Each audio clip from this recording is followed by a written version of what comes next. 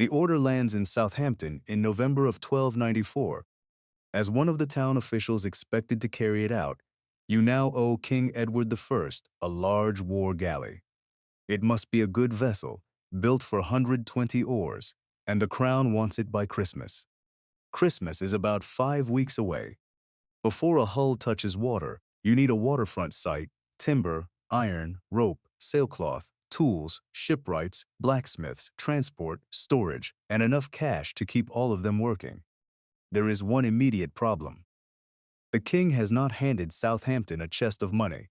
The town must pay first, submit its accounts later, and persuade the exchequer to accept the expenses. The surviving record shows that construction took 17 weeks, more than 3 times the original timetable. So what did it actually cost, in materials, labor, time, and risk, to build a medieval war galley for the English crown?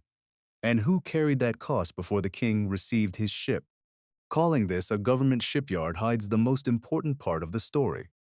England had no permanent naval construction system comparable to the dockyards of later centuries.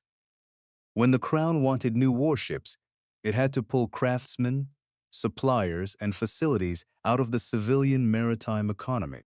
Southampton became the administrator of a temporary industrial project. The crown ordered the asset.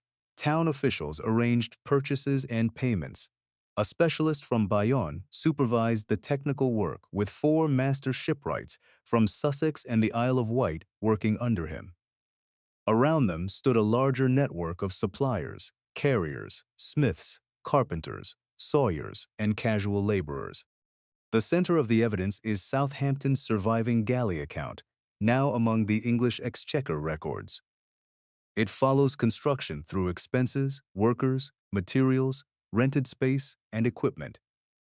Instead of treating the galley as a finished object, the account lets us see it as money moving through a production system. But it does not answer everything. It gives us no reliable municipal profit figure, no complete record of the vessel's later life, and no full measure of Southampton's financing cost. For those risks, compatible accounts from London, York, Newcastle, and Lyme provide comparisons. They show what could happen inside the same royal program. They do not tell us that the same events happened in Southampton. The galley begins as an empty patch of waterfront. Southampton rents the plot for a building yard, along with houses for workshops and storage. That saves the cost of a permanent dockyard. It also means rent starts before the first plank creates any military value. Then the timber arrives. Boards move through a regional network, connecting Southampton with Portsmouth, Poole, and the Isle of Wight. The account records more than 12,400 feet of planking. That is the combined length of the boards, not the length of the vessel. Even so, it gives a sense of how much material had to be bought, transported, measured, shaped, and protected. The hull is clinker-built. Each plank overlaps the one below it. A nail passes through from the outside. A holder braces it, while a clincher places a metal rove over the point and hammers the end down inside the hull. One joint is simple. Repeated along the hull, that joint becomes an industrial process. The seams must be sealed with fibrous material and waterproofing compounds. Carpenters complete the upper works. Smiths produce fasteners and fittings. Then come the mast, the single square sail, rigging, oars, a windlass, and the defensive structures. Southampton's galley carried 3 sets of castles, one forward, one aft, and one at the masthead. The sequence leaves little room for isolation. Late timber holds up the plankers. Late iron interrupts fastening. Weak seams create rework. Every stage depends on something purchased or completed earlier. Every dependency can become a cost. Southampton is not building a merchant vessel it can operate, rent, or sell to another buyer. The crown is the functional recipient of the military asset. The town's job is to organize the build and finance the work until its accounts are accepted. That arrangement does spare Southampton one major investment. It does not have to buy a permanent waterfront yard and equip it for years of naval construction. It rents the space it needs, but the saving comes with a new burden. Enough working capital to cover timber, iron, wages, transport, equipment, and storage before reimbursement arrives. The exact Southampton total cannot yet be established with confidence. Comparable galleys ordered by Edward in 1294 cost roughly £205 to £355 per project. That is a historical benchmark, not a lost Southampton invoice. There is no honest modern dollar conversion that captures what those sums meant. In the original money, £205 contained 49,200 pence. £355 contained 85,200. The point is the scale of purchasing power that had to pass through local hands before the Crown settled its obligation. Other startup costs remain unpriced, tools already owned by craftsmen, administrative time, emergency cash, and credit extended by suppliers. The record does not reveal what Southampton paid to borrow or whether every creditor received cash on time. The Crown supplied the demand and received the durable asset. Southampton supplied the financial bridge. Those were not the same position. Once the yard opens, part of the cost clock keeps running. Rent does not pause because a timber shipment is late. Technical supervision still has to be available. Valuable materials occupy storage and require protection. Workshops cannot be assembled for a single task and vanish the moment that task is finished. Other costs grow with the hull. More planking requires more timber, transport, shaping, nails, and fastening labor. Final fitting adds rope, sailcloth, oars, mastwork, equipment, and the labor needed to launch and prepare the vessel. The workforce has a clear hierarchy. The Bayonese specialist and the master shipwright stand near the top. Beneath them, boarders or plankers shape and position the hull boards, holders brace the nails, clenchers secure them from inside. Smiths work the iron, sawyers and carpenters prepare timber, porters and carriers move the weight. Other workers inspect supplies, obtain materials, and protect the site. A secondary reconstruction describes teams of about 10 boarders, 10 holders, and 10 clenchers. That number must remain qualified until every relevant entry is checked directly. What is secure is the organization itself. Clinker construction depends on coordinated teams. One worker cannot perform the whole fastening sequence alone, nor does a small cash wage make labor economically free. Medieval compensation could include food, lodging, training, or relationships that do not sit neatly in a wage column. Here, the evidence is strongest for paid project labor.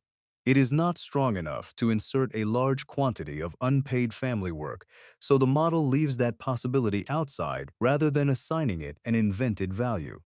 The materials carry risk of their own. Timber comes from several locations. Raw iron must become nails and fittings. Rope and sailcloth must arrive before final fitting. When one input is late, skilled workers may wait, switch tasks, or redo work. An urgent buyer also has less freedom to wait for a better price. Some spending never becomes useful ship. Timber is damaged, iron is wasted, materials can be stolen, work is repeated, and even a genuine expense may later be rejected by the exchequer. Administrative labor and tied-up money may not appear beside a physical item, but Southampton still has to absorb them. The main pressure is coordination. A shortage does not merely raise one material price. It interrupts several teams, extends the schedule, and keeps recurring obligations alive. From Southampton's side, the visible transactions seem straightforward. Deliver a galley and recover the cost from the Crown. Yet this is not an ordinary sale with a known price, a known cost, and a clear markup. The towns in the program were either paid directly or expected to recover expenses through taxes they owed the government. They paid the immediate bills, then sent their accounts to the exchequer. There, clerks could accept one item and reject another. Gross reimbursement is therefore not profit. Spend £200 and receive £200 later, and Southampton has recovered the recorded outlay. It has not necessarily recovered the value of administrative work, financing, delay, or costs that never reached the final account. nor is there a normal cycle of repeat customers. Southampton is organizing one major vessel under an emergency order. Its capacity depends on a temporary yard, available craftsmen, and a regional supply network. The finished galley remains essential. Without delivery, Southampton has a weaker claim to full recovery. But the ship is only the visible product. Long before it sails, one royal order has already created many separate incomes. Start with the workers. Shipwrights, smiths, carpenters, sawyers, porters, and carriers all earn from the same commission. To the crown, the galley is a future military asset. To a worker, it is a run of paid days or completed tasks. Property owners occupy the next layer. Someone owns the waterfront plot and the houses used as workshops and stores. Southampton avoids buying permanent facilities. The owners of those facilities collect rent from a temporary concentration of production. Then come the suppliers. Timber and iron feed the yard. Rope, sailcloth, waterproofing materials, and equipment create further transactions. Transporters earn because the necessary resources are scattered across Portsmouth, Poole, the Isle of Wight, and Southampton, rather than stacked beside the keel. Technical knowledge carries value as well. The specialist from Bayonne is there because the project demands expertise beyond what local experience can reliably provide. The master shipwrights do more than shape timber. They assign workers, interpret dimensions, and control the order of construction. Management is part of the ship. The more detailed York and London accounts show where the largest individual earnings could accumulate. Merchants supplying materials, officials who also supervised or supplied the project, and leading craftsmen such as master shipwrights and master smiths often appear near the top. Casual laborers generally earned less. That comparisons cannot reproduce Southampton's exact distribution, but it reveals the economic hierarchy inside this type of commission. One customer has created many payments. The Crown asks for a single galley. The request produces rent, timber sales, carriage work, smithing income, skilled wages, casual wages, and administrative obligations. Yet Southampton, sitting at the center of the flow, may make no profit at all. The town is the channel through which the money is supposed to pass. The Crown ordered a warship. Southampton financed an industrial network. That is the hidden mechanism. Edward does not keep a large naval workforce waiting for the next war. Royal authority instead calls on the productive capacity of ports and cities. Local administrators find the space, knowledge, labor, and supplies. The Crown gains flexibility because short-term coordination is pushed outward. So is short-term risk. A timber supplier may deliver before receiving final cash. A worker depends on the administrator keeping payments moving. The town depends on the exchequer accepting its account. Prompt reimbursement keeps the network liquid. Delay turns the same network into a chain of creditors. The galley's hidden economy is not a secret high-margin product. It is the conversion of royal authority into local production and local credit. That is how the crew can acquire a warship without first building a permanent dockyard. It is also how military success can coexist with financial danger for the people who supplied it. Every recoverable payment carries a responsibility. Timber has to be counted, judged, moved, and guarded. Shipwrights have to be scheduled and paid. Every item sent to the exchequer has to survive scrutiny as a legitimate expense. The royal order defines the intended ship, its quality, ore requirement, and delivery date. The exchequer decides what the government will recognize as reimbursable. The comparable York account shows that this was not a ceremonial review. Clerks disallowed numerous expenses instead of accepting the submitted total. The evidence does not establish a specific Southampton penalty for missing Christmas. In practice, the government accepted vessels when they were finally completed. Nor does the record settle who would have paid every repair after handover. Events from London or Newcastle cannot be inserted into Southampton to close those gaps. The clearest liability is immediate cash. Workers and suppliers expect payment before the audit is complete. When the Crown delays, A local official stands between a distant government and people who have already surrendered goods or labor. Reputation can fail before the account is settled. At Lyme, suppliers came to suspect that the bailiff had received the crown's money and kept it. A royal commission that looks secure on paper can therefore produce distrust on the waterfront. The deadline creates the first weakness. A vessel wanted by Christmas takes 17 weeks to build. Each additional week keeps rented space, storage, supervision, and coordination active. Audit creates the second. Southampton may spend money honestly and still lose part of it if exchequer clerks decide that an item was unnecessary, excessive, or poorly documented. Unless that loss is shifted onto a supplier or worker, it stays with the town. Physical performance creates the third. The first London galley suffered storm damage, and repairing its hull cost about 1/4 of the original build. That did not happen to Southampton in the surviving evidence. It shows, however, how rapidly the Crown's asset cost could rise after launch. Newcastle reveals the longer decline. By 1301, its galley, barge, and boat were in poor condition and sold back for £40, roughly 80% depreciation in about 6 years. The building account captured only the start of the asset's economic life. Lyme provides the harshest cash flow comparison. Its bailiff issued tally sticks to suppliers because he did not have the money to pay them. More than 20 years passed before Lyme received what it was owed. Southampton is not documented as enduring the same delay. The Lyme case still proves that a royal obligation could outlast a working career. Put the pieces together. An urgent order pulls cash out of the town. A complex supply chain creates delay. Recurring expenses continue. The exchequer questions the account, and reimbursement may arrive late. Suppliers press for payment. The administrator loses credibility. Working capital disappears. The variable most likely to turn a completed galley into a local financial failure is not the amount of timber. It is how much expenditure the exchequer accepts, and how long Southampton waits for the money. No complete Southampton profit and loss statement survives. This reconstruction tests cash exposure. It does not pretend to reproduce the town's real ledger. The 17-week build and the broader cost range come from the evidence. The acceptance rates and payment delays are assumptions. Financing cost remains excluded because no reliable rate survives. Begin with the strong outcome.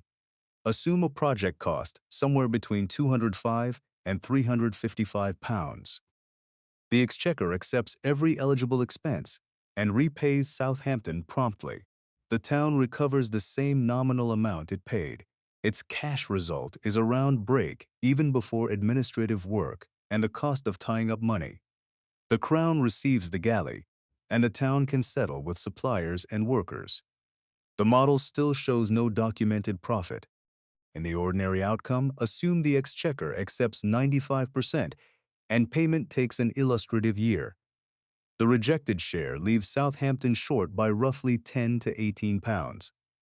Waiting adds a financing burden that the evidence does not let us price. The hull has not failed. The audit has created the loss.